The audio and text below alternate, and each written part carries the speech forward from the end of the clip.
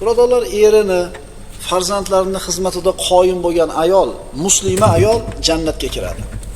Ayolni ishi oson. Payg'ambarimiz aytganlaridek 5 mahal namozini o'qisa, ro'zasini tutsa, eriga itoat qilsa, o'zini pokiza saqlasa, mana shu amali bu ayolni jannatga kirishligiga kifoya qiladi. Shuning uchun ayollarda eng yaxshisi, eng barakotligi eriga yuk qo'ymaydigani, erini toqatidan oshgan narsani talab qilmaydigani, kam chiqimroq bo'lgan ayol. Albatta bu darslarni muslima opalarimiz eshitishadi. Va xususan shularga atab taylangan darslar.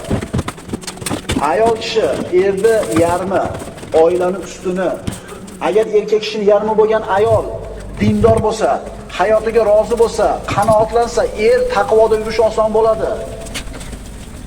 Agar teskarisi bo'lsa-chi?